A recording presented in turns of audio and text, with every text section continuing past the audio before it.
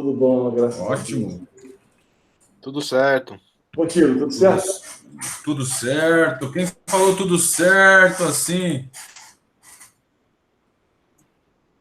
O Cassiano tá no carro dele, olha que louco. Olá, boa tarde, tudo bem? Estou Tudo saindo bem. aqui do Quarteirão da Música, onde a gente tem a banda dos Curumins, e eu vou acompanhar vocês dirigindo para casa. Mas bora lá. Legal. Então vamos lá. Façamos aqui uma breve e rápida apresentação aqui do que nós viemos fazer aqui. Para aqueles também que não me conhecem ou pela primeira vez estão participando do prêmio. Essa é a 10ª live entre as 97 que nós nos propusemos a fazer, no sentido de aproveitar essa oportunidade coletiva de nos apresentar, nos conhecer para aqueles que ainda não se conheciam, deixar de forma mais transparente do que já é, na minha opinião, os nossos processos que aconteceram e os que virão até a realização da 6ª edição do Prêmio Profissionais da Música, que está agendada, né, para o último momento que nós podemos fazer, que é na 2ª quinzena de junho, mais precisamente entre os dias 21 e 25. Isso a gente vai falar depois. Tendo em vista que nós estamos cumprindo aí o nosso processo que dura de 10 a 12 meses, mas que nesse ano a gente resolveu cumprir ao máximo para dar tempo da situação nacional se normalizar através de uma vacina que está aí extremamente lenta, o que nos faz acreditar que talvez nós necessitemos de fazer uma edição 100% digital. Logo, já estamos aqui experimentando as funções digitais, já estamos aqui coletando opiniões nesse momento de pandemia que ficarão eternizadas nos nossos canais no nosso canal de YouTube. E, consequentemente, como diria meu amigo, como dissemos ontem, a gente, né, colocar aí para a posteridade o que pensavam os finalistas da 6ª edição do Prêmio Profissional da Música na categoria com a maior quantidade de inscrições da modalidade de produção, que é justamente a categoria de produtor musical. Aliás, houveram tantas inscrições que nós regionalizamos essa categoria para que nós pudéssemos ir até ao final com a maior quantidade de excelentes produtores que se inscreveram, e são vocês, os 6 finalistas. Afinal de contas, nós tivemos empate no número de pontos. Os 6 finalistas que compõem aqui esse belo time de produtores musicais do Sudeste. Portanto, começando da esquerda para a direita, da minha esquerda para a direita, com uma breve apresentação, ou que pode, inclusive, incluir quem é, como chegou até aqui e alguma opinião sobre essa coisa do Prêmio Profissionais da Música, se dedicar a tantas categorias que não sejam só aquelas tradicionais voltadas para artistas e etc. Da minha esquerda para a direita, seja bem-vindo, Rodrigo Lessa. Como vai você? Tudo bem? Tudo bem, graças a Deus. Tudo bem, graças a Deus. Graças a Deus mesmo. Você está falando do Rio de Janeiro? Do Rio de Janeiro. Muito bom, Rodrigo. Já conhecia todo mundo que está aqui? Ou para você todo maioria. mundo... A maioria, né? Então, para quem não te conhece assim como eu, vamos falar sobre quem é você e por que você veio aqui nos dar esse privilégio de nos enriquecer no Prêmio Profissionais da Música? Olha, eu sou compositor, bandolinista, arranjador, e eu me inscrevi nessa categoria porque eu andei, assim, sei lá, eu acho que nos últimos 7 anos, talvez, eu andei um pouco afastado da música, né? E eu tive um retorno lançando... Eu botei 3 trabalhos para representar esse meu trabalho, que eu já produzi vários outros discos, né? mas eu botei os últimos 3 que eu fiz a produção do disco Samba Antologia, do Nó em Pingo d'Água, que é um disco de uma leitura instrumental para aqueles clássicos do samba mais famosos que podem ser, que tinham um recorte pelo aspecto dos subgêneros do samba, porque eu identifiquei tinham 14, mas na verdade tem até mais, e que tivesse uma melodia interessante para ser tocada do ponto de vista instrumental. Então eu produzi esse trabalho, depois eu produzi um disco com as minhas parcerias com a letrista Manu da Cuíca, que ganhou agora, foi a campeã dos 2 últimos sambas em Rio da Mangueira.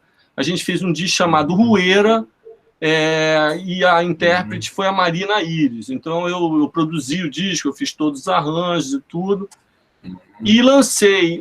Então isso foi 2017, o Samba Antologia, 2018 foi o Rueira, e 2019 eu lancei um trabalho que eu fiquei maturando assim, durante quase uns 5 anos, porque era um sonho meu de trabalhar com música orquestral e tudo, e alguns arranjos eu cheguei a reescrever até 33 vezes. Chama Palavra Alada, e que eu lancei nas plataformas digitais em 2019, e que está tendo, eu acho, uma performance muito boa de streaming, está tendo enfim, eu não imaginava que ele tivesse todo dia tem uma opção de playlists novas incorporando. Então, os 3 trabalhos foram muito bem aceitos e eu fiquei muito feliz, assim. Então, foram esses que eu coloquei. Agora, o trabalho, assim, eu gravo na minha casa um pedaço grande das coisas, às vezes, quando precisa gravar uma base com mais músicos, tipo assim, bateria, baixo e um instrumento de harmonia, e precisa de um estúdio maior, eu tento gravar eles juntos, os complementos eu gravo aqui em casa, né? Mas essa foi a razão foram os trabalhos que eu apliquei para cá, né? Claro.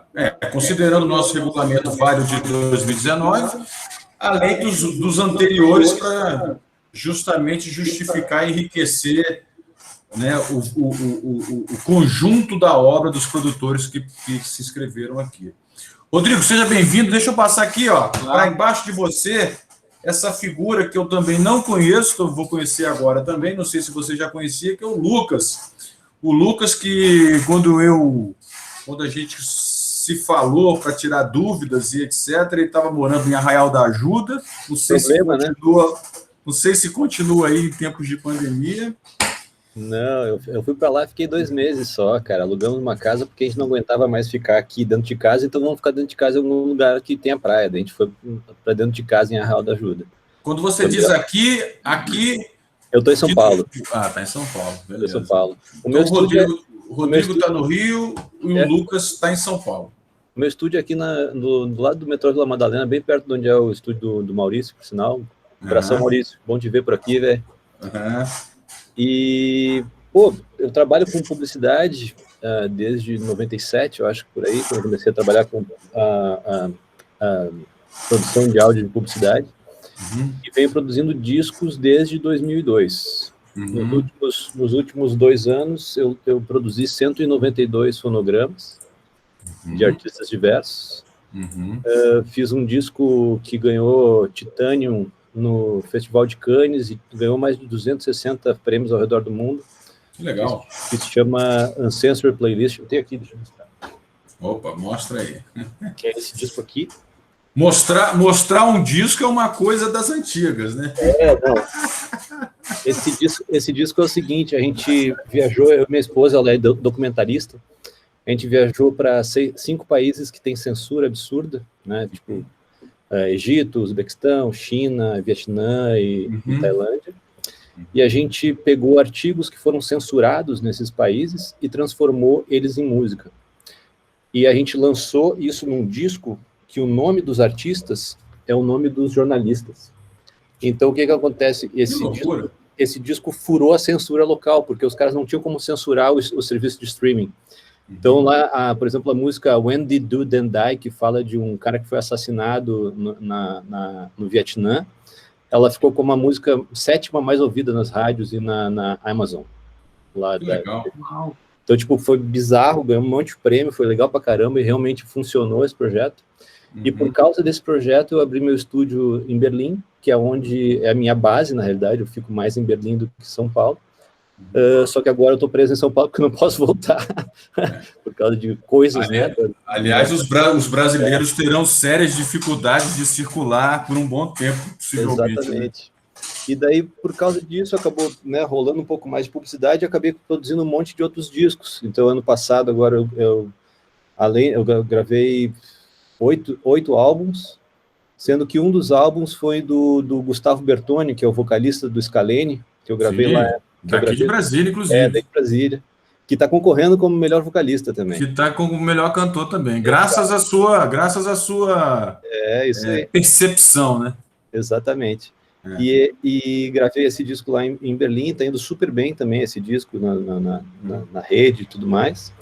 E no meio do ano passado, eu fui convidado pela Eisenbach, que é a marca de cerveja, para fazer um disco de 11 músicas, comemorando o aniversário de 11 décadas do Adoniran Barbosa, que eram 11 músicas inéditas do Adoniran Barbosa, nas vozes de diversos artistas. Daí eles fizeram esse disco aqui. Opa, mas você,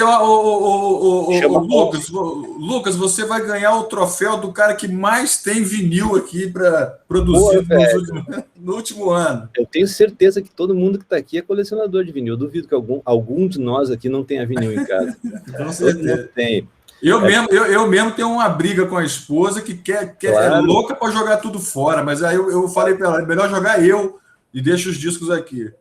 E esse álbum tem Elza Soares, tem Zé Cabaleiro, Francisco Elombre, tem uma galera nova, o Barro, a Ili, que mais? A Luê e a Vua, que é uma dupla muito bacana também, que é uma dupla que eu estou produzindo agora. E é isso, e tá indo super bem esse álbum também, tá bem legal. Que massa. Tem o Matoli também, né? Esse, Lucas? Não, o Matoli foi o de 2015 que eu produzi. Esse foi demais também. Olha, se tem uma coisa que modifica o meu dia, são esses encontros às 5 horas aqui. Já passamos lá pela alta produção de sambas e etc. do Rodrigo, já descemos aqui para o Lucas, para essa diversidade e essa riqueza.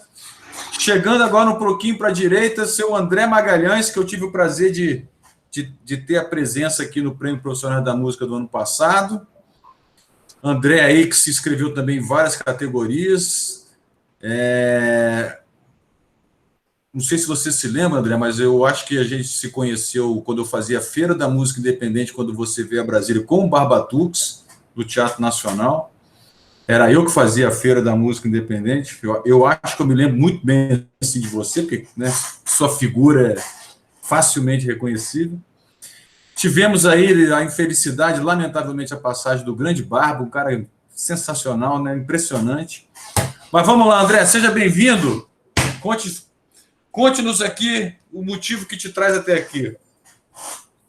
Olá a todos, Bom, sou André, e André Magalhães. Produtor, músico, sou percussionista também. Um pouco pesquisador, um pouco também da música tradicional brasileira, música indígena também. E achei muito legal, Lucas, essa história. Eu fiquei com muita curiosidade de conhecer mais. Eu não conhecia. Acho que esse encontro aqui serve muito mais, acho que a gente encontrar novas pessoas muito bacana. O tempo todo pesquisando vocês aqui também. Muito bacana, assim, Realmente eu não lembro quais foram os discos que eu escrevi ali no PPM, mas assim, os recentes que eu fiz, porque tem um disco que eu fiz meu, que eu falo um pouco que é um ensaio autobiográfico, assim, que eu vou visitar várias, eu como vários elementos, assim, como todos nós somos um pouco, produtor, técnico, pesquisador, músico, enfim, a gente faz toda essa cadeia, assim, como engenheiro também, mixagem, que eu me ligo muito na questão de sons, trabalhar com mixagem e nas gravações, tudo, né? Mas eu acho que eu devo ter colocado o Paraty, que é esse disco que eu falei, né? Que é um disco meu que conta um pouco essa história, que traz também essa história de pesquisador, que eu misturo gravações que eu participei, né? Então o disco começou com uma gravação em função de uma gravação que eu fiz lá em 2004, num terreno no interior do Maranhão, onde eu trouxe a Luizinha, que é uma figura lá, e escrevi um arranjo para cordas, uma peça de cordas e percussão aí de quase uma saga, né, de quase 13 minutos, assim. E eu gosto muito de brincar com essa questão técnica, tratando a cultura popular como uma forma, assim, com muito cuidado, né, tanto nas gravações em campo, quanto também para o cuidado com elas, né, e acabo fazendo projetos que lidam um pouco com essas coisas, né? Teve o Mestre Sapopemba, que é um disco que chama Guibô, teve agora, recentemente, teve a Afro Sinfônica, que é um Orim, né? Que é um disco lá de uma orquestra Afro Sinfônica, né? E teve outros artistas, falando em vinil, né? Teve o Kiko Dinucci, né? O Rastilho, né? Que também foi lançado em vinil. E teve outras coisas. Em vinil, eu também fiz 2 projetos bem interessantes, que são projetos que lidam com ambientes, que eu fui visitar os ambientes do Cariri, e fui buscar as músicas lá, então um disco que trabalha com essa coisa do ambiente, né? Um outro também vinil que eu fiz com Pedro Hortaça e o Buli Buli da Bahia, onde levei um para cada um dos seus lugares e fiquei uma semana viajando com eles, gravando coisas na van, gravando na rua, gravando na casa deles, e isso virou um vinil desse apanhado também. Então são projetos interessantes, assim. Meu caminho é um pouco por esse mundo aí, um pouco entre a cultura popular, mas também passa aí bastante pela música brasileira, né? Que legal. Olha só, bicho, a gente vai conversando, vai mapeando e vai vendo assim, vai tirando uma série de conclusões assim do porquê que vocês são os finalistas, né? Além do critério da votação tríplice com os seus respectivos pesos, mas você vê que tem uma consistência, uma riqueza que justifica completamente o porquê de nós estarmos aqui, sem querer desmerecer os demais.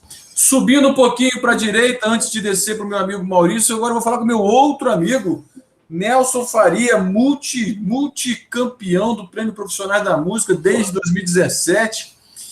O cara que tem até o presente momento o tricampeonato como melhor canal de divulgação de música, como melhor escola de música no ambiente online. Ô, Nelson, e agora você aparece aqui como instrumentista, quer dizer, aparece não, né? Você agora está aí como finalista, como instrumentista, como produtor. Esse ano, meu amigo, você botou quente, hein? Na verdade, é o seguinte, essa questão que você falou primeiro, eu sou muito honrado por ter tido tantos prêmios, né?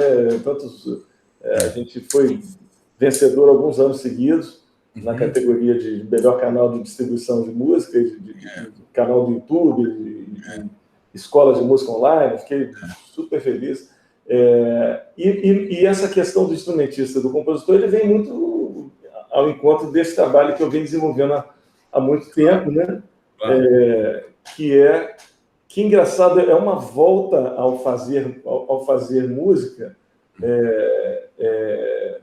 Se você pegar os discos que eram produzidos, os discos de jazz antigos, né, o cara botava um microfone, aí o cara toca aqui, não, afasta um pouquinho para cá, a mixagem era feita na hora da gravação, né?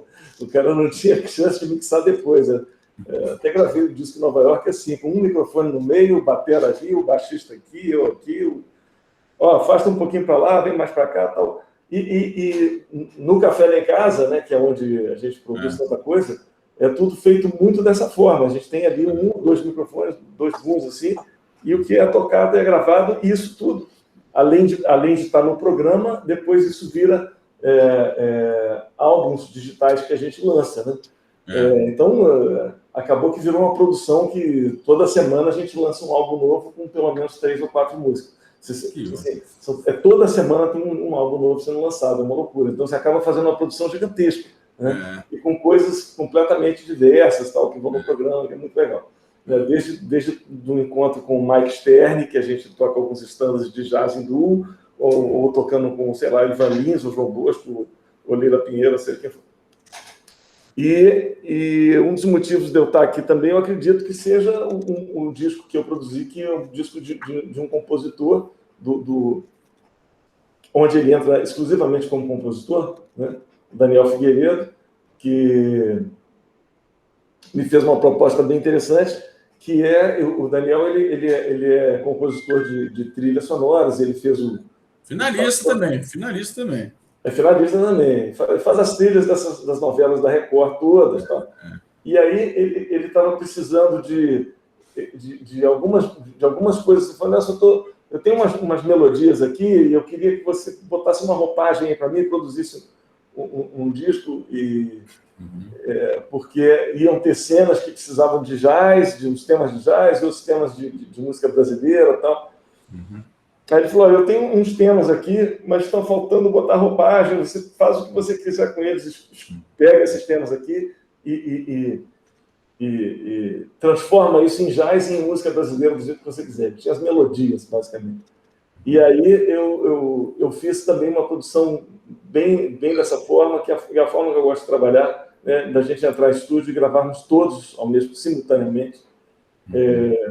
Eu acho que, do tipo de música que eu faço, isso é fundamental, né, a gente ter porque tem muita comunicação entre os músicos durante a gravação, muito pouco é pré-produzido, né? Basicamente, você produz a partitura guia para os músicos básicos. Então, foi isso que eu fiz, os arranjos, a produção das partituras básicas, e depois você chama os caras que têm habilidade nesse tipo de performance, né, que é a performance onde você tem muita improvisação e tem muito do que acontece na gravação é fruto de uma criação coletiva, obviamente guiada por né, você tem ali uma espinha dorsal, mas os músicos todos têm uma contribuição muito forte. Eu gosto muito de trabalhar assim, é um esquema que assim, é muito usado no jazz, foi muito usado no jazz, e eu acho que isso cabe muito para a música brasileira instrumental, o jeito que a gente faz. Então, a gente, normalmente, a gente dá uma passada, né, para entender o que é a música, e na segunda vez é gravando e foi. Né? Não tem... Se for gravar uma outra vez, vai ser outra coisa completamente diferente, até a forma vai ser diferente, o tamanho da música vai ser diferente, o tempo de música vai ser diferente. Então, é completamente diferente. Depois que você tem isso pronto, gravado, aí sim você tem um processo de pós que você pode polir um pouco as coisas. E a gente acabou fazendo esse disco que foi super bem aceito, que o disco chama Nelson Faria Quinteto interpreta Daniel Figueiredo. Legal. Na verdade, como ele quis lançar lá fora também, acabou virando Plays, em vez de interpreta. Plays, Daniel Figueiredo. E eu acho que isso é um dos discos também que me trouxe aqui. Além do trabalho que eu faço de lançar um álbum por semana. Massa. Olha só, já fica a ideia aí para todos vocês aí, já que ele faz o café lá em casa, de repente pode fazer o milkshake lá em casa, o chá lá em casa, porque essa ideia do Nelson aí é boa, hein? Tá rendendo bem, né, Nelson? É bacana, está cada vez crescendo mais. E aposta muito nisso, o que eu acho que é bacana do programa é esse clima de... a maior parte, quer dizer, obviamente, no começo, os primeiros programas que eu gravei muito com pessoas que eu conhecia, com pessoas que eu já tinha tocado. Mas depois, hoje em dia, são mais de 250 programas no ar. Então, você acaba gravando programas com pessoas que você não tem relação, né? Você conhece artisticamente e tal, mas nunca toquei junto, não conhecia. E às vezes a gente conversa por e-mail, você gostaria de tocar o quê? Aí o cara, eu quero tocar uma música minha. Aí, às vezes, eu peço para o cara mandar a partitura antes, para eu dar uma olhadinha e tal. Às vezes o cara manda, às vezes não manda. Por exemplo, o que eu fiz com o Yamandu Costa, foi muito bacana, que a gente conversou antes, o Yamandu falou, eu tenho as músicas que eu gostaria de tocar assim. Ele me mandou a lista de 3 músicas e as partituras. E aí ele chegou lá no programa, eu tinha estudado as coisas todas que ele tinha mandado, obviamente, né? Tinha coisas que eu não conhecia. Chegava no programa e falei, então vamos. Aí quando ele sentou, ele começou a tocar outra música. Ele puxou um standard e já estava gravando. Então, se você ver, você vai ver minha cara de susto, opa, é outra. E aí a gente começou a tocar outra. E aí as 3 músicas que a gente gravou no programa foram 3 músicas que a gente não tinha nem sequer combinado. Então foram todas resolvidas na hora. Isso aí é que dá ter estudado, né, seu Nelson? O bom de ter estudado, de ter se dedicado a alguma coisa, é essa excelência aí, né? Toca qualquer coisa em qualquer momento, né? E ainda sai bonito, né? Eu acho que tem muito também a ver com você se permitir, né? Você não ficar tão preocupado, porque o que eu falo que às vezes a gente vai um pouco na contramão é que hoje em dia eu sinto que muitos discos são super produzidos, né? São tão produzidos que às vezes eu acho que para certos estilos funciona muito bem e precisa, mas para outros estilos eu acho que a gente tem que soltar, sabe? Soltar a rédea, deixa a rapaziada tocar, entendeu? A rapaziada sabe tocar, vamos tocar, e vai dar certo. Então eu aposto muito nisso e é assim que eu gosto de fazer. Falando em vários estilos, vamos trazer aqui para a conversa então o nosso querido também multicampeão do prêmio em diversas categorias, desde 2016, quando nós já estávamos na 2ª edição, meu amigo Maurício Tagliari, o cara que só pensa em produção e de vez em quando em criação e o tempo todo em realização. Seja bem-vindo, meu amigo. Fala, Gustavo. Olá, todo mundo. Estou no meio dessas feras aqui, né? Só tem fera. Só tem bonzinho aqui, né, bicho? Então, olha, é engraçado eu vi algumas as falas do Nelson e do Lucas, né? Porque assim, eu confesso para você que eu não lembro quais foram os trabalhos que eu escrevi, porque essa coisa de 2 anos, já nem lembro mais o que eu produzi faz 2 anos, né? Não lembro mais. Mas assim, eu juntando um pouco o que os dois falaram, tem uma coisa que assim, eu passei muitos anos, né? Deixa eu aumentar meu retorno. Eu passei muitos anos produzindo publicidade, né? E a publicidade é um pouco engessada, né? Você tem que é tudo com metrônomo, você tem que saber o que é o que para poder tirar depois se não deu certo. Tem toda uma ciência que o Lucas conhece muito bem. E assim, eu sempre produzi, né? Normal, produzindo disco também. A YB Music tem 22, vai fazer 22 anos. Mas de um tempo para cá, de uns 4 anos para cá, me deu uma coisa assim, eu não quero mais produzir parecido com publicidade, sabe? Com essas amarras. E a maior parte das coisas que eu tenho produzido são realmente coisas assim, não chega a ser tudo com um microfone só, como o Nelson, mas tudo muito... tudo muito... Vamos lá, entendeu? Tanto é que, por exemplo, uma das coisas que deve estar inscrito é um projeto chamado Tanino, porque, não sei se o Lucas sabe, mas a gente mudou daquele endereço da Vila Madalena, né? A gente saiu daquele estúdio lá e... Não sabia. Saímos foi exatamente em outubro do ano retrasado. Pois é, mas faz um ano que eu não saio de casa, então eu não passo mais pela frente.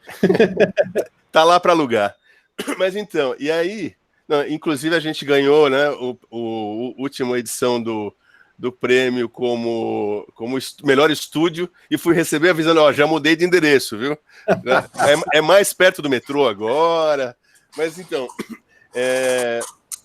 o que eu ia falar é isso, assim, um dos trabalhos que eu assino a produção, por exemplo, é um disco chamado Tanino, que foi a sessão inaugural para ver como é que funcionava a sala, só para sentir como é que é a sala. São dois tracks de free jazz, com o Guisado, o Thomas Harris e o Pedro.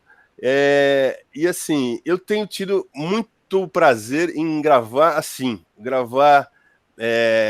quase sem planejamento. Os meus discos, o meu disco que eu lancei também em 2019, meu primeiro disco solo, cheio de convidados, Lued Luna, Ava Rocha, Rodrigo Campos, um monte de gente. Todas as faixas foram feitas assim. Eu brincava que eu como produtor, eu chamei um outro produtor, que é o Jesus Sanches, né? Acho que você conhece o Jesus, né? Que era Los Pirata, era uma banda de rock. Porque justamente ele era um cara que eu ia incomodar, porque eu falei, vou gravar tudo na louca, e você, que é um cara do rock and roll, do pop, etc., vai se virar. E as faixas foram todas produzidas assim, eu falava assim, com os músicos do momento, né? Quem pode vir quinta-feira às 6 da tarde aqui? Você, beleza, então vamos fazer música tal. E isso foi gravado assim. E sem arranjo. Músico do momento é ótimo. Que está livre no momento. Esse cara é o baterista do momento, cara. Agora o músico do momento é que ele pode gravar da casa dele, né? Exatamente. Seria músico de ocasião? Música de ocasião, Não, mas é que tem aquela coisa, o cara que é o cara do momento, né? Não, então, melhor do momento. Ele é o músico em tempo real. Mas então, e aí, eu achei bacana isso do Nelson falar, porque assim, eu também busquei esse retorno. Então, as minhas últimas produções, todas, têm sido gravações meio relâmpago, assim, registro fotográfico, né? Assim, foi uma reação sei lá, 20, 30 anos, sendo um cara que trabalha dentro dos cânones do estúdio, tudo certinho, com a captação perfeita e tudo. Né? Eu não estou falando que eu estou certo, mas é o meu momento como produtor. E eu só queria dizer que o André é muito modesto, porque, cara, ele fez, como técnico, como produtor junto, o disco do ano, que é o Rastilho, do Kiko Dinucci. Né?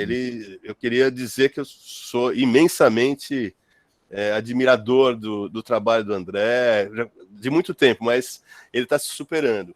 Mas é isso, cara, eu estou feliz aqui de quem ganhar aqui vai ser lindo, porque eu estou muito honrado de estar com vocês aqui. Ótimo. Olha, eu queria deixar registrado a ausência aqui do sexto finalista, que é o Bruno Juste, que mora nos Estados Unidos, que me mandou um e-mail com uma certa antecedência, dizendo que talvez tivesse uma dificuldade em se conectar por algum compromisso anterior, mas que talvez em algum momento entrasse aqui, pelo menos para dar um oi para todo mundo, tendo em vista que ele também é um debutante aí na questão do prêmio. Cara, e aí, assim, como o Maurício falou, só tem bonzinho aqui, eu particularmente me sinto, assim, até um pouco... ao mesmo tempo que eu me sinto orgulhoso e honrado de ter uma iniciativa que junta pessoas desse nível, eu me sinto até um pouco assim, pouco qualificado para estabelecer um debate assim que una todo mundo no pouco tempo que a gente tem aqui, porque a ideia aqui era justamente essa quebra de protocolo, né? essa coisa saudável de todo mundo se conhecer para quem ainda não se conhecia. Mas uma coisa me chama a atenção na fala de todo mundo aí, que todo mundo aí parece que tem um modelo de existência, né? Como nós falamos ontem lá com o Maurício, cada um tem um jeito de sustentabilizar a sua atividade. E aí eu queria, e assim, considerando pelo menos o cenário aqui da nossa cidade de Brasília, tudo isso que vocês exemplificaram como atividades recentes é um universo gigantesco perto da realidade local. Então, assim, veio aí a pandemia e eu me pergunto como é que vocês estão conseguindo se relacionar com pessoas que possivelmente contratariam ou contratam vocês e que estão, né, sem condições de estabelecer novos projetos e novos sonhos e planos, justamente porque, sem o ao vivo, ficam sem condição de reinvestir. Mas sem leis de incentivo, né, com demoras de leis, de editais, ficam com mais dificuldades. O Nelson tem esse modelo dele de fazer tudo domesticamente e botar no ar, que é um modelo, mas como é que vocês estão sobrevivendo a esse momento diante dessa fartura que vocês apresentaram, que eu não sei se continua? Pode começar pelo Rodrigo. Rodrigo. Olha, eu confesso que assim a atividade musical ela não tem sido assim.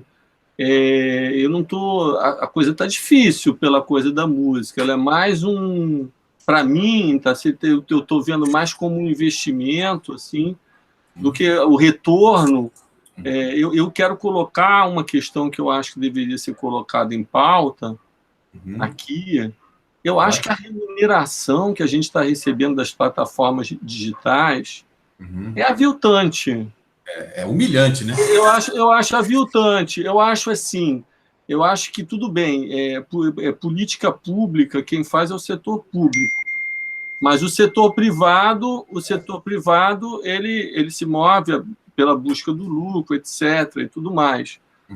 Mas, assim, a taxa que, por exemplo, no caso, o Spotify cobra para as pessoas terem acesso simplesmente a toda a produção musical da humanidade é ridícula. Entende? Você pagar aquela mensalidade... Assim, vamos pensar, como usuário, eu acho maravilhoso. Né? Assim como um projeto de disseminação e de divulgação e publicização da música, também eu acho maravilhoso. Mas assim, se essa empresa ela precisa pagar a cadeia produtiva com a receita que ela faz, do que ela cobra, antigamente você comprava um CD, você pagava essa mensalidade, um CD. Né? Agora você paga uma mensalidade, então é como se você paga 12 CDs por ano, porque eu pago a coisa premium lá, tá entendendo? E eu tenho o que eu quiser, né? Ou então, assim, um consenso que se forme assim, não, a gente precisa, a sociedade tem que sustentar a cadeia da música. Então, temos que melhorar a remuneração disso, tem que ter um gasto público como tem para pesquisa, como tem para saúde, como tem para outra coisa.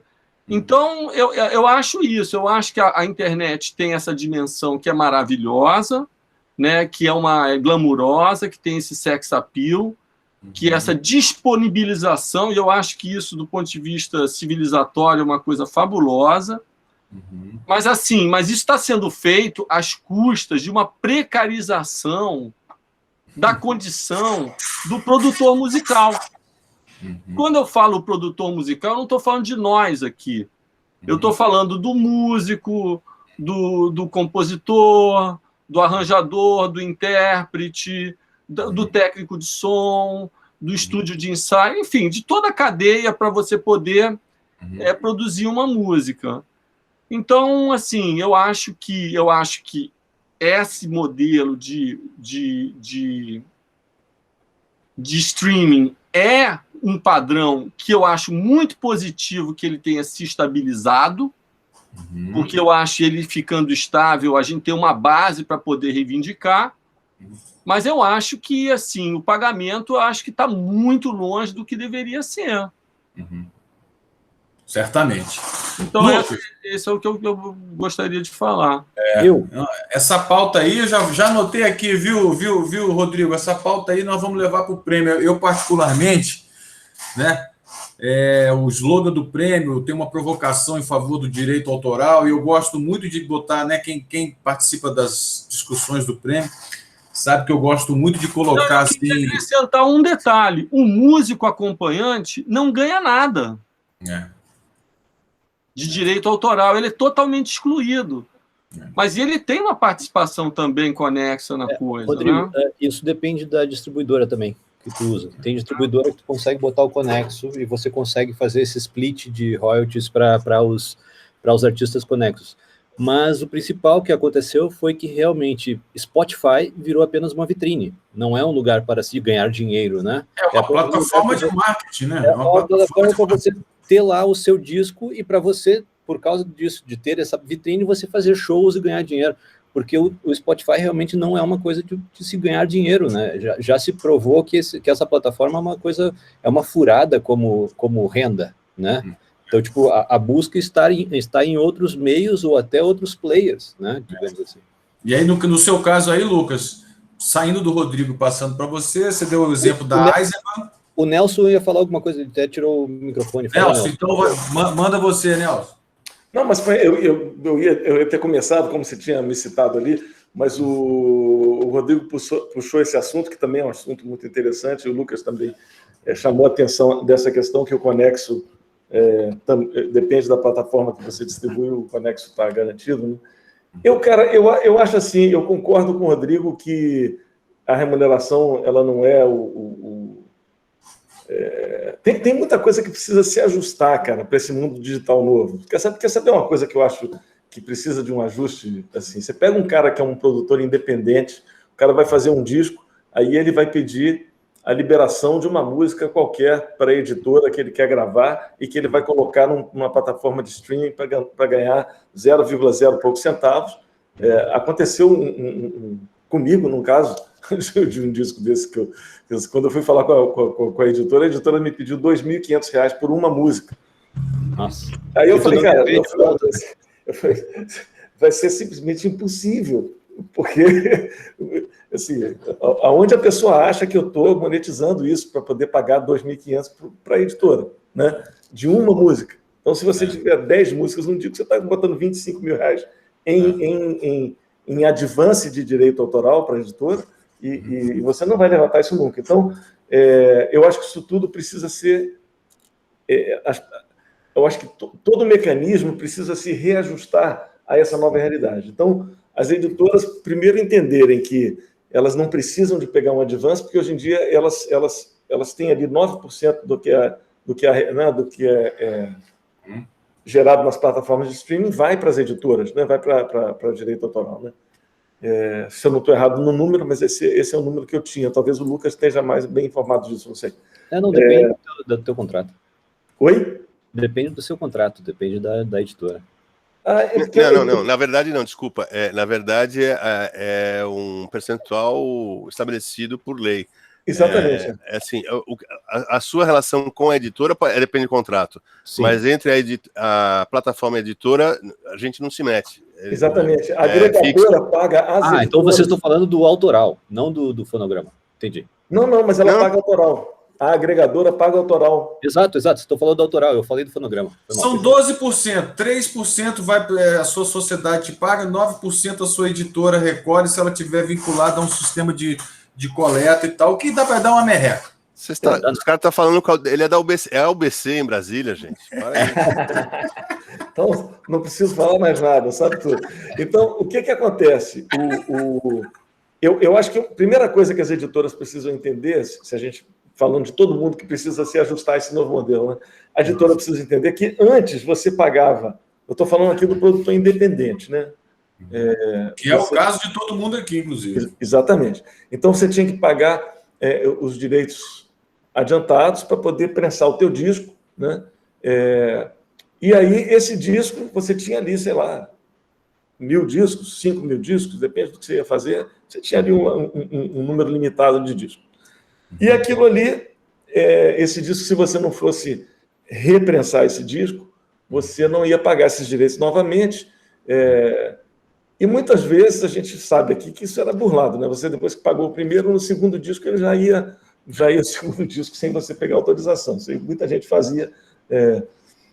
Mas tudo bem, oficialmente você teria que pegar uma nova autorização para fazer mais uma nova prensagem. Blá, blá, blá. Hoje em dia, com o sistema digital, você tem ali um recolhimento em cada vez que a música é ouvida. Porque quando você tinha um CD, o cara pagava ali o direito por aquele CD, esse CD o cara podia ouvir aquela música 50 mil vezes durante 10 anos, que o direito era um só, era um valor só. Ele podia ouvir com vários amigos, e podia fazer, era um só. Hoje em dia, que as pessoas ouvem muito música individualmente, cada um com seu fone, né? Cada vez que a música é tocada, ela está gerando ali um royalty, ela está gerando ali um negócio. Então, o modelo de negócio ele tem que ser totalmente reformulado. E eu vejo que as editoras ainda estão muito amarradas no sistema antigo. Assim como nós, produtores, também estamos muito amarrados. Quando o Rodrigo falou isso, eu entendo e concordo, mas eu entendo que uma plataforma dessa tem condição, você tem condição de alavancar o seu trabalho de uma forma que era muito difícil você conseguir alavancar antes. Né? Às vezes o cara fala assim, pô, o YouTube paga muito pouco. Realmente o YouTube paga muito pouco. A gente dá sorte dele não cobrar. que é um cara que armazena nossos vídeos, distribui mundialmente e ainda nos paga alguma coisa. Mas é porque, né, Nelson, ele faz essa graça aí porque ele cobra, bota propaganda e cobra. Eu só estou falando da mudança de paradigma. A gente entender que essas plataformas, esses meios, eles... Nelson não fica dando ideia. Não dá ideia, Nelson. Mas eu achei isso, né, Nelson? Eles são meio vitrine. É esse o conceito, né? O conceito é esse. O conceito é esse. Na verdade, você pode usar uma plataforma dessa para você... É quase como se fosse um trampolim, né? Para você poder fazer o teu trabalho chegar no mundo inteiro. Hoje em dia, se você tem o teu disco e você consegue trabalhar o teu disco no Spotify, por exemplo, você vai ter teu disco sendo ouvido no mundo inteiro, mesmo.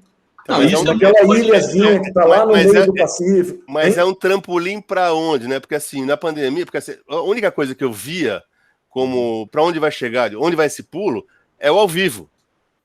Era essa a questão. Agora não tem ao vivo. Não tem. Entendeu? Olha, não tem ao vivo, mas eu vou falar uma coisa. Você sabe que os shows tem aí coisas interessantes acontecendo, né? Tem muita gente fazendo muita coisa. Eu vejo, por exemplo, hoje em dia, com o negócio do streaming, se você trabalha bem as suas redes sociais, você pode chegar realmente... Eu vou dar exemplos aqui que não são meus. Tá? Não, dá o seu logo, Nelson. A gente quer saber do seu exemplo. O exemplo dos outros é feito. Você está assistindo, está olhando para minha cara. Olha o que você vai falar aí, pai. Né, João? Mas olha, vou dar um exemplo aqui. Fala que você comprou uma casa de 6 milhões aqui no Lago Sul de Brasília, que ninguém está sabendo. Não, mas o que eu digo é o seguinte: se você sabe se aproveitar. O que eu digo é o seguinte: eu costumo falar isso, mas eu vou botar aqui porque eu acho que é polêmico e é bom botar uma coisa polêmica mesmo. Cada um vai achar uma coisa diferente, mas eu acredito nisso. Eu vejo assim: o músico, ou o artista independente pequeno. Esse cara, onde eu me incluo, músico tocando com outros artistas e tendo o meu trabalho independente, atingindo muito pouca gente, muito nichado demais. Antes das redes sociais, antes do sistema digital, a gente não tinha a mínima chance. Mínima chance. De concorrer com grandes gravadoras e onde chegar, né? Hein? De concorrer com grandes gravadoras para ter onde chegar, né? Você não ia ser tocado em rádio nenhuma. A sua música não ia... Cara, esquece. Você não tinha chance. Então, o que acontece? A maior parte dos músicos que mesmo começavam timidamente algum trabalho solo, independente, autoral, normalmente faziam sua carreira acompanhando algum artista que tinha ali a gravadora que, né, pegava, esse cara aqui vai ser o cara. A gravadora também não pode pegar todo mundo, ela vai escolher ali 10 caras, 20 caras e vai trabalhar eles. Acabou, né? E os músicos que serviam a esse sistema, eles estavam ali, eles iam ficar ali 20, 30 anos, 40 anos, depois descobrir que estavam velhos e não estavam mais podendo ir para o palco e não sobrou nada e não tem nenhum royalty a receber, não tem nada mais. A verdade, eu conheço vários amigos que chegaram numa idade avançada e falaram: bicho, acabou. Acabou o trabalho e eu não tenho mais nada para fazer. Nada. Eu não construí uma carreira. O Gilson Peranzeta, que é um músico excepcional, todo mundo aqui sabe quem é Gilson Peranzeta, arranjador, pianista. O Gilson ele falou assim: Nelson, depois de eu tocar com o Ivan Lins por quase 20 anos, eu fui fazer meu show solo, na plateia tinha minha mãe e minha namorada. Não tinha ninguém ainda. Eu falei: cara, vou ter que começar do zero, depois de 20 anos tocando com o Ivan. Deixa eu ouvir aqui agora. Nelson, vamos passar a bola aqui para o Lucas e para o André e para o Maurício. Sim, mas só eu tenho que concluir um negócio aqui. Conclua. Hoje a gente tem essas ferramentas que dão oportunidade ao músico que tem qualquer trabalho autoral, que tem qualquer trabalho solo, de colocar o trabalho dele, mesmo que ele não esteja ganhando dinheiro com isso, porque realmente o pagamento é pífio, ainda precisa melhorar, mas mesmo que ele não esteja ganhando dinheiro com isso, ele tem como colocar isso para rodar e fazer disso a sua vitrine. E hoje em dia, mesmo não tendo presencial, o show presencial, existe o show em streaming, aberto e fechado. Então tem muita gente fazendo show como a gente está aqui. O cara vende ingresso e faz um show assim, para a plateia assim. Eu conheço vários exemplos, muito bem sucedidos. Pessoas estão fazendo show no Zoom. Por exemplo, a Leila Pinheiro é uma. A Leila Pinheiro, por exemplo. Posso falar porque ela anuncia isso toda hora. Né? A Leila Pinheiro vende. Eu acho que esse teu ponto o que você fala faz muito sentido, Nelson. Você está correto, eu concordo com o teu ponto. Mas, gente, olha só, vamos trazer a conversa aqui para o produtor de volta. E como é que fica aí o produtor?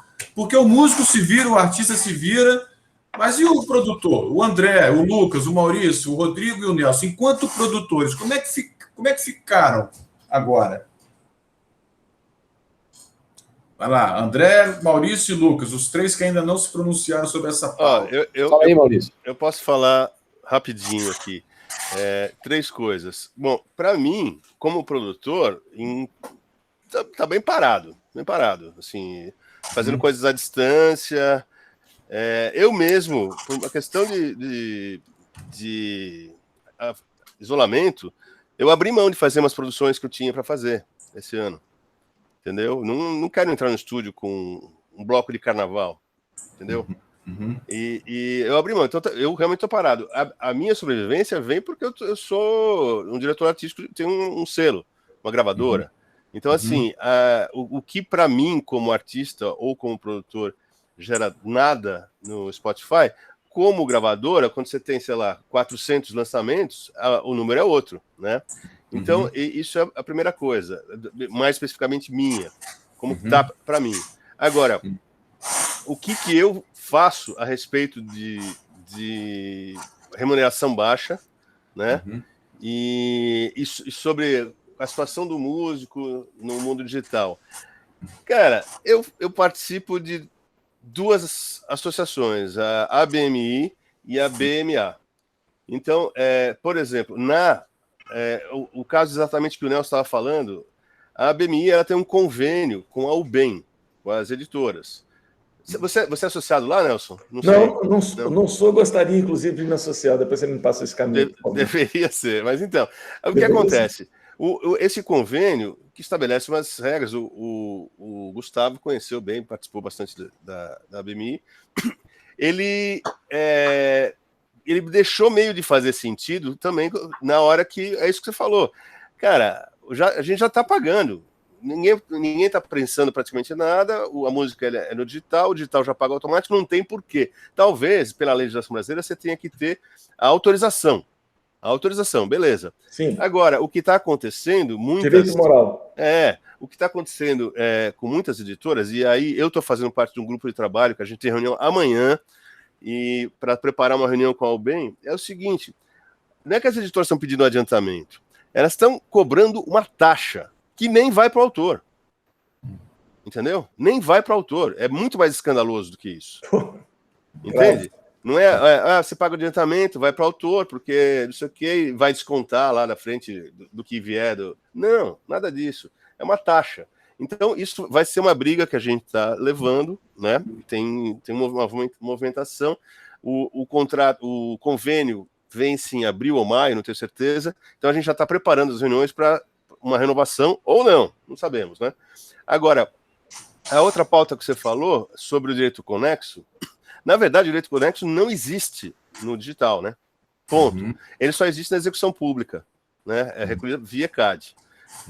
Existe uma demanda, né? Acho que o Gustavo pode até depois comentar sobre isso, que surgiu uma demanda, mas a gente não tem o direito conexo. Só que o direito conexo é também, por outro lado, por mais justo que eu como músico ache, é uma jabuticaba, porque ninguém paga direito conexo no mundo todo. No mundo todo. Então, então é uma questão que é a seguinte, uma briga muito dura de se levar. Queremos pagar direito conexo para os músicos. Assim, 90% do que se toca, sei lá, de catálogo, não tem isso, cara, porque o cara pagou cachê lá na época dentro do estúdio. Não tá, né, entendeu? Então, assim, é uma coisa que uma coisa bem complexa. É muito triste ver a situação de músicos acompanhantes, a gente conheceu vários, né? Que de repente não tem mais trabalho e não tem fonte de renda. Mas o que eu falei que rola esses splits é algumas outras distribuidoras, tipo a própria Avid Link, que você pode botar lá o split do músico, por exemplo, bota guitarrista, bota não sei o quê. Todas elas você pode fazer um royalty share, mas isso é uma decisão pura e simplesmente do artista, e sai do percentual do artista. Não é que tem um bolo e daquele bolo um percentual é por conexo. Não. Você como artista, ou o artista como artista, é que vai tirar da parte dele para pagar para o músico. Ah, entendi. É uma sacanagem mesmo, então. É uma sacanagem mesmo. Entendeu? Então, eu só estou dando um informe de duas coisas que eu estou mais ou menos envolvido para todo mundo saber. E em breve, assim, a outra coisa, assim, existe toda uma luta, sim, internacional, para aumentar o valor do pagamento do royalties no digital. Porque realmente é imoral. É imoral. Falei Vamos muito. lá. André e Lucas, vocês dois ainda não se pronunciaram sobre como é que vocês estão aí se relacionando diante dessas rentabilidades aí citadas, para dar continuidade às suas atividades de produtor. Fala aí, André. Bom, assim, para mim, só lembrar que realmente a gente está no meio de uma tragédia, né? Assim, né? Não só da situação de perdas de vidas, tudo, né? Mas também nessa situação da classe artística, né? Não só musical, mas da arte como um todo, né? A gente está realmente numa tragédia. Quando veio a pandemia, justamente um ano atrás, né? Já está fazendo um ano que a gente parou, né? Eu tinha um ano cheio de viagens, porque eu sou produtor, mas eu trabalho também, por exemplo, você citou o Barbatux, né, que é um grupo que eu produzi praticamente todos os discos, tal, mas a gente fazia muitos shows. Eu faço PA para os Barbatux em algumas situações, não todos, mas a gente tinha 2 turnês internacionais na China. A gente tinha uma turnê na China, uma turnê na Europa, e enfim, eu tinha uma outra turnê que eu faço com o Paulo Padilha, que é uma turnê só em escola nos Estados Unidos, que a gente leva a música brasileira, que vai um grupo de músicos brasileiros e vão mostrar a música brasileira praticamente em primeira mão, que a gente viaja em pequenas cidades. Mas eu digo isso tudo porque, assim, tudo foi cancelado e, assim, toda a renda foi, assim, para mim, foi zerada mesmo, né? Então, tem essa situação que me ajudou nesse período todo, foram algumas produções de projetos que ainda estavam pendentes, né? Porque aí a gente pega e retomou, por exemplo, a Afro Sinfônica foi um caso desse, né? Que eu estava encaixando no meio de todas essas coisas e de repente a gente já ativou, ficou faltando algumas coisas de gravação, mas a gente conseguiu alinhar isso à distância.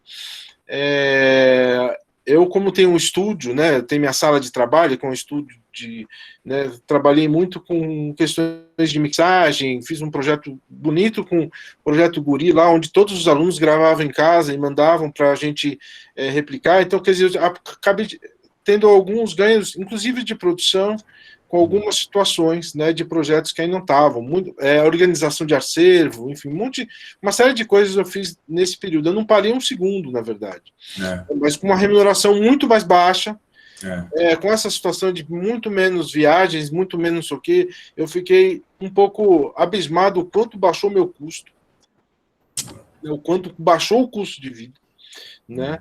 E, enfim, e tem e mostra como a questão da política pública é importante, né? Porque quando veio aí no final do ano, saiu a Aldir Blanc, né? A gente teve uma reviravolta um pouco, né, nesse setor, né? A ponto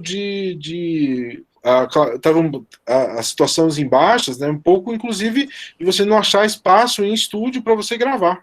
Né? Então teve uma mudança que, de uma certa forma, agora fecha tudo de novo, né? Eu tinha vários projetos já encaminhados nessa situação e também agora foi tudo cancelado para mim, o próximo mês, próximas coisas das coisas que tinha, que eram projetos. Quer dizer, eu de uma certa forma baixei muito o custo, né?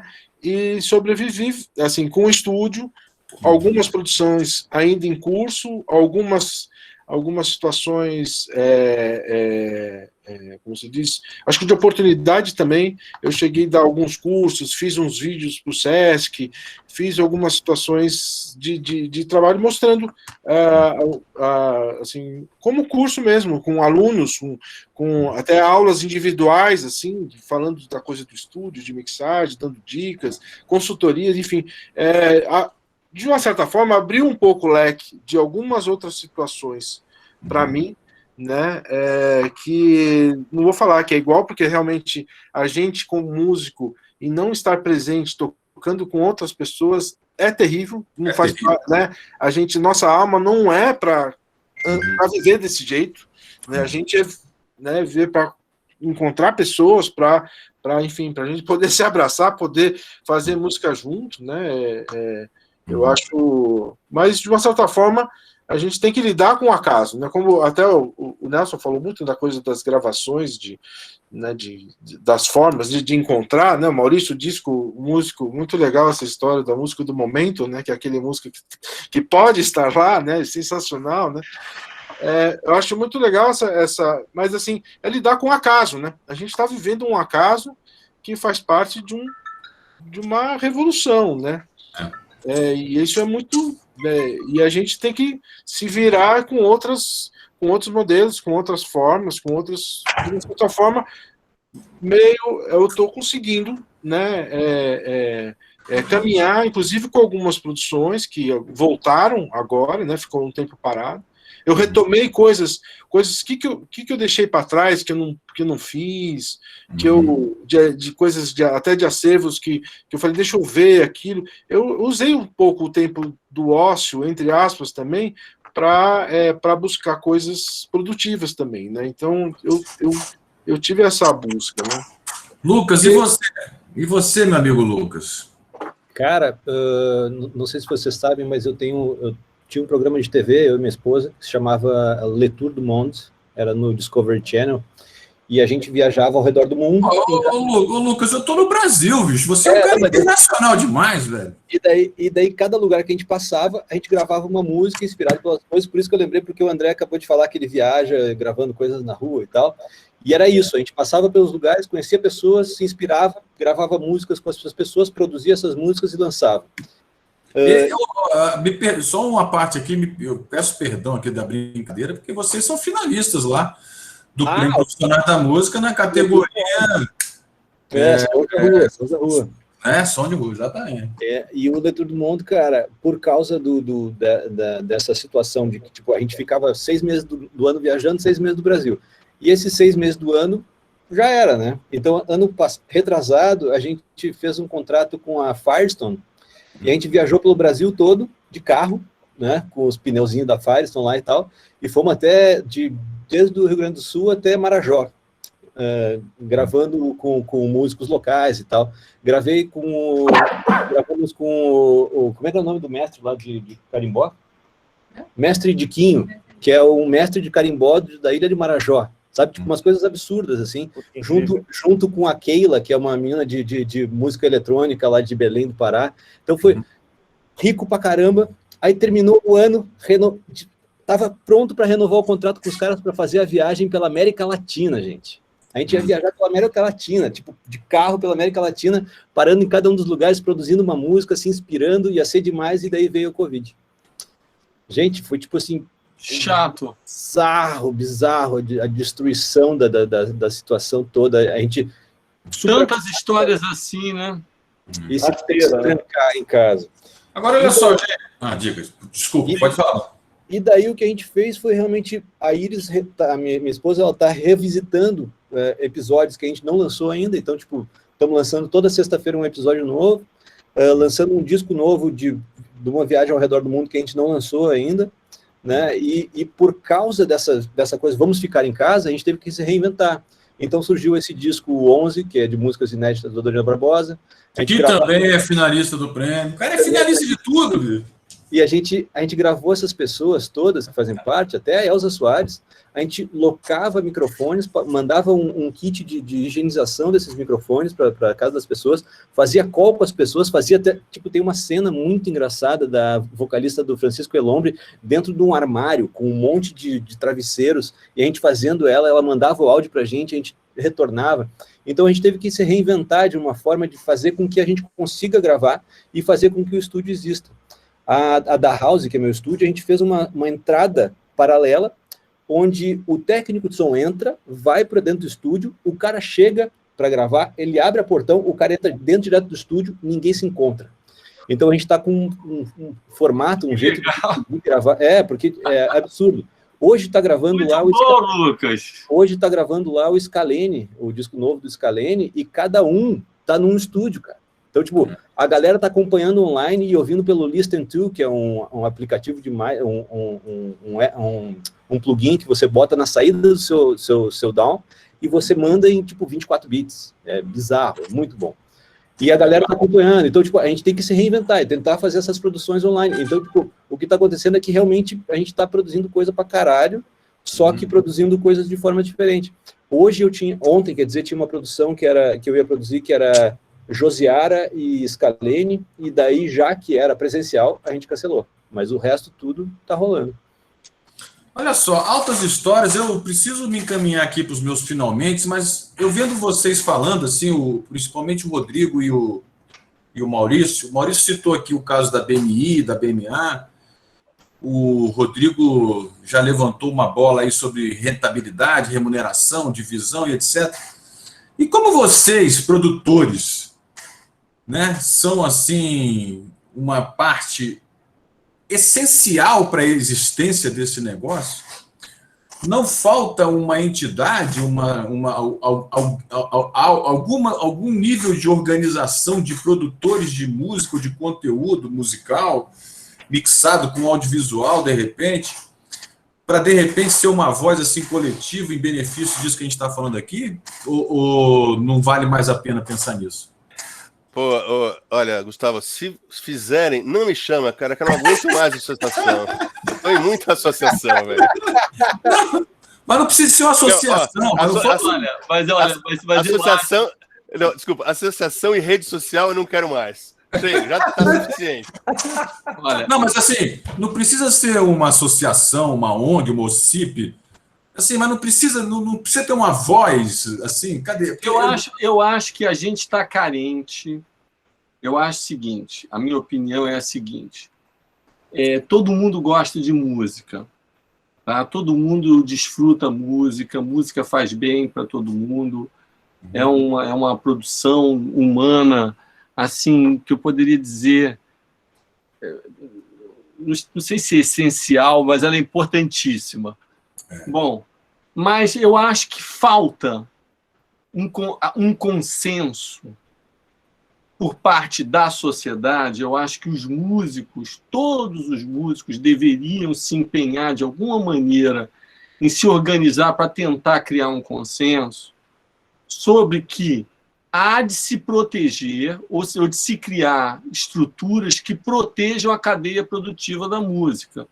Porque, veja só, um país pensa, a gente precisa ter pesquisador. Por quê? Porque ciência é uma coisa importante. Imagina, cai uma ponte e a gente não tem um engenheiro civil que seja apto para ligar um ponto A ao ponto B. Isso vai gerar um problema de abastecimento, vai gerar uma tragédia. Está entendendo? A gente está agora sem vacina. Que bom que a Fiocruz consegue fazer a vacina e tudo mais, está vindo o negócio lá de fora. A gente podia não ter a Fiocruz. Então, mas quem paga a Fiocruz? Existe verba, CNPq, existe uma verba para cultura, para ciência e para cultura, né? Então, assim, eu quero saber o seguinte, se o Brasil produz uma música tão valiosa, tão importante, assim, o que o Brasil tem que doar ou investir ou alocar para garantir um mínimo básico para essa cadeia produtiva? Eu acho que esse é um consenso, e esse consenso passa por, posso ir no teu show de graça? Tá entendendo? vai num show e de repente gosta, não compra o disco, não apoia. Entender, sabe, que o músico, assim, para ele chegar lá e ele apresentar aquilo, emocionar, para sair um disco bonito, tem muito esforço, tem uma vida de dedicação, né? E o cara que se dedica para isso, ele tem que também poder pagar as contas dele. Foi o caso que o Nelson falou, tá entendendo? A tragédia dos melhores músicos, dos músicos de ponta que chegam no fim da carreira e dizem assim, eu não sei o que eu faço, para onde eu vou, o que eu posso fazer. Uhum.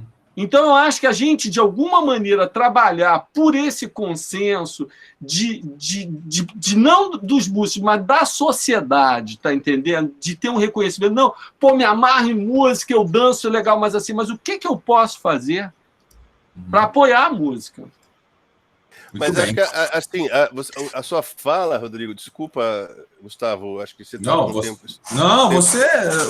A gente está com tempo, mas a conversa está boa. Não, é que assim, você já deu a resposta. A gente tem uma questão que é política. Porque o que está acontecendo hoje é que o que existia de preocupação com verba, né, de CNPq, ciência, cultura, arte, preservação, tudo isso está sendo solapado, tudo, diariamente.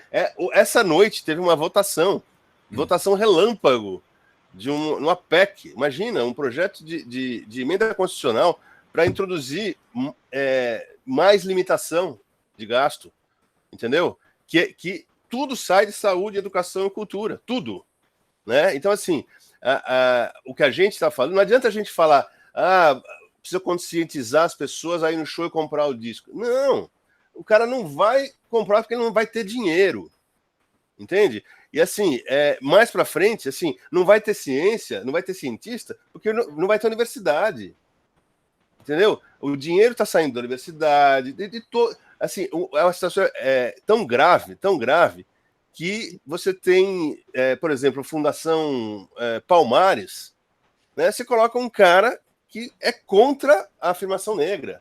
Na Secretaria da Mulher coloca uma mulher que é antifeminista. Então, assim, a gente está vivendo um completo... uma distopia, né? Então, assim, acho que antes a gente falar que tem que conscientizar a sociedade da importância da cultura, tem que conscientizar a sociedade da importância da democracia. E assim, a gente vive um momento muito trágico. Esperemos que as notícias de ontem, anteontem, tragam uma direção de mínima normalidade para alguma coisa que vier pela frente. Não que eu seja muito esperançoso, não. Ainda acho que vai ter muita chulapada por aí. E o Estadão já está, o Estado de São Paulo, o jornal aqui, já está falando que já está atacando o Lula. Quer dizer, ao invés de atacar um cara que não compra vacina e que é negacionista da pandemia, ele está preocupado em atacar o Lula. O mercado está preocupado. Quer dizer, a gente tem muita estrada para chegar nesse ponto de conscientização da importância da cultura. É óbvio, né? Para nós é tão óbvio isso. E era óbvio quando se tinha o Gilberto Gil, com todas as críticas que eu tenho, e tenho várias. A gestão do Gil na cultura, mas com tudo isso, era um cara da cultura, cara. Agora os caras tiraram o Ministério da Cultura, não tem Ministério da Cultura. Né? Tá no turismo. Ou seja, nós estamos, com perdão não vou falar palavrão, nós estamos ferrados. Né? Nós estamos bem difícil na nossa situação de cultura.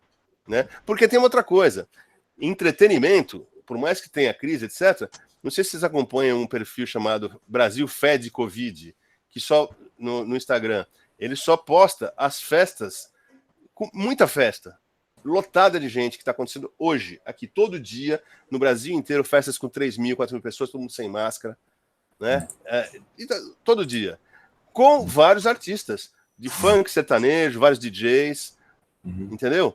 Cara, a gente que tem consciência, ou quem tem amor à cultura, ou amor à ciência, a gente tem uma luta enorme que passa por resgatar a democracia, na minha opinião. Vamos lá, então. Eu preciso começar a me despedir aqui. Não sei se alguém assim, acho que o Maurício assim, ele foi mais além, né? Entrou o Bruno. E o Bruno Just entrou. Vamos conhecer o Bruno aqui, pelo menos para dizer um oi para todo mundo. Ô, Bruno, todos juntos. Você já chegou na reta final.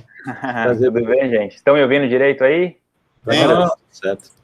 Prazer enorme estar aqui. Desculpa o atraso, o mega atraso. Cheguei no final aí, né? Eu estava num compromisso aqui que eu não consegui adiar, infelizmente. Peguei o finalzinho da fala do Maurício aí. E é isso, prazer estar aqui. Obrigado pela oportunidade aí. Uma honra de participar da premiação e estar aqui com vocês hoje. Obrigado, de verdade. Olha, eu acho que é o seguinte, vai dar tempo da gente fazer uma foto aí, nós aqui.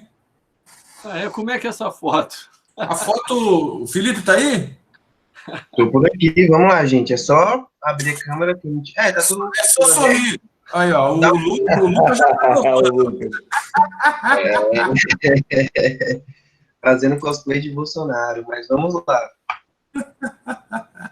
Vai lá, 1, 2, 3 e... Viu, galera? Olha só, gente, ontem o Maurício participou da live na categoria Artista Jazz, e eu costumo fazer uma postagem final lá nas nossas mídias para né, concluir esse momento aqui que a gente nos oportunizou e que será editado e colocado no nosso YouTube para ficar um documentão assim, né, dessa edição.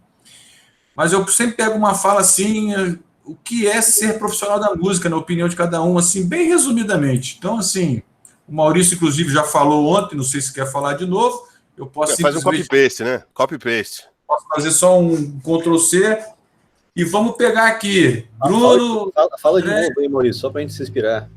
Vai lá, Maurício, fala de novo. Não, vai aí, sem influência.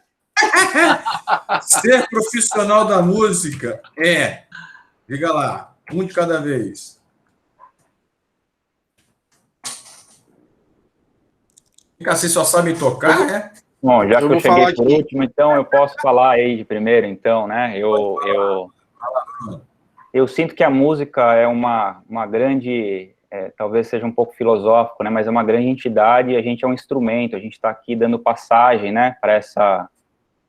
Para essa coisa tão grande, né? Que a gente acha que compreende, mas a gente tem infinitamente uma capacidade, enfim, a gente consegue dar forma a tudo, mas é muito maior do que a gente use, né, essa ferramenta, isso que passa através da gente como uma forma aí de expandir a consciência das pessoas, de trazer um pouco mais de conforto e por aí vai, né? Isso é a música para mim.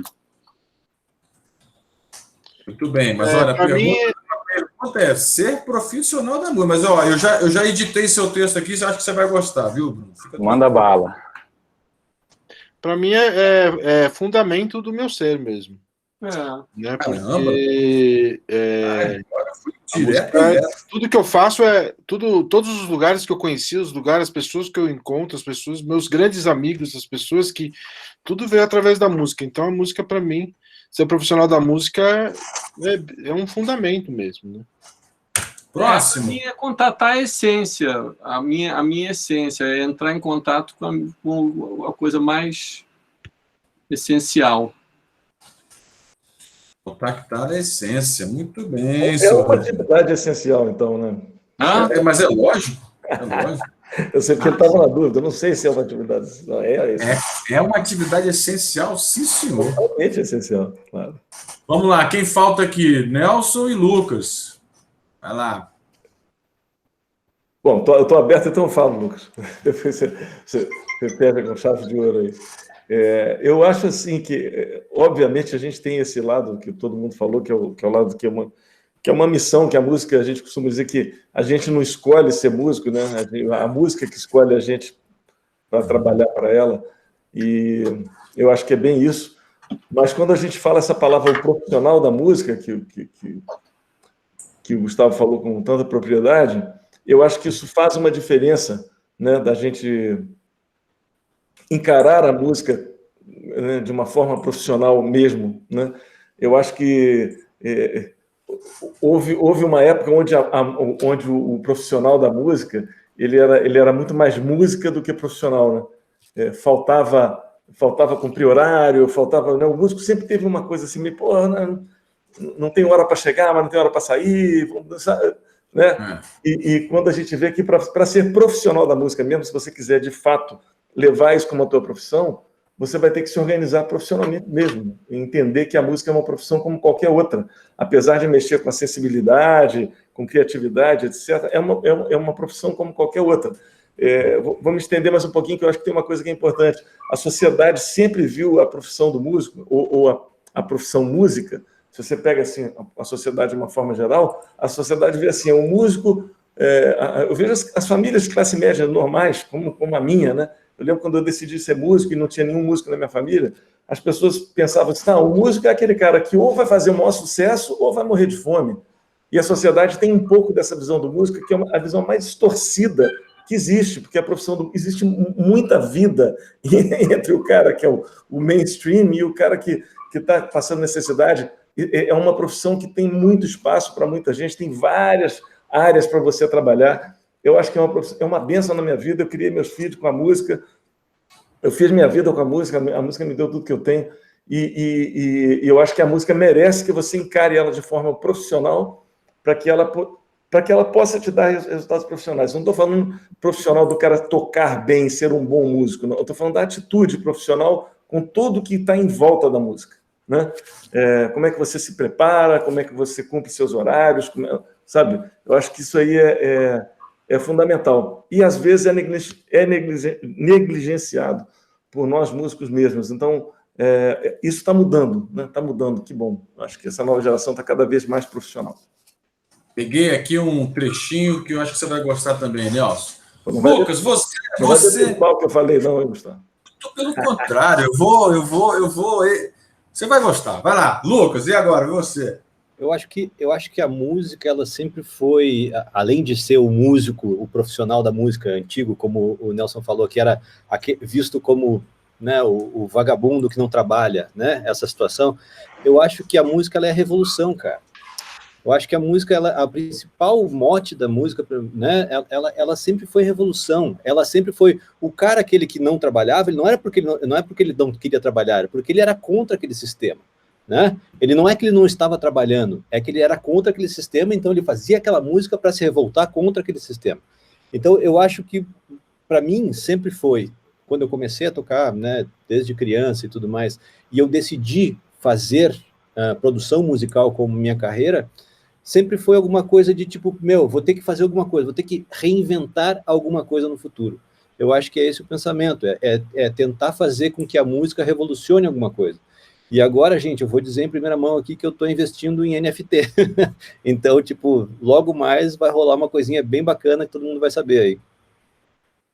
Ué, como assim logo mais? Não posso contar ainda. Mas fim de semana passada rolou o primeiro leilão de NFT. Você sabe o que é NFT, né? Que é a arte tokenizada digital. De NFT de um disco de um artista. Cara, eu virei... Lucas, eu acho que nem todo mundo sabe o que é NFT. Se puder ser mais didático. NFT é um documento digital que comprova que aquela coisa digital sua é única, ou ela é exclusiva, ou ela tem um certificado de que ela é verdadeira. Então, o cara pode ter, por exemplo, um smile, aquele smilezinho, sabe, sorriso, que é um memezinho e tal, no seu computador. Só que você tem um JPEG. A pessoa que tem o JPEG original, ela tem o JPEG original e tem um NFT guardado num banco, ou num blockchain, que vai dizer que aquele smile dele é o original. Então, eu acredito muito que o futuro é a descentralização, e é uma revolução que vai acontecer, como aconteceu a música da década de 70, ou quando tinha guerras, que a música fazia alguma coisa na ditadura, etc., a música teve um papel absurdamente forte. Eu acredito que a música, nesse momento, é uma revolução contra esse sistema que a gente vive, que é um sistema que o Rodrigo está reclamando, que a gente está tentando se adaptar e falando contra o player que nos paga pouco, eu acho que daqui a pouco esse player já não vai conseguir segurar toda essa revolução digital que vai acontecer. Que é isso?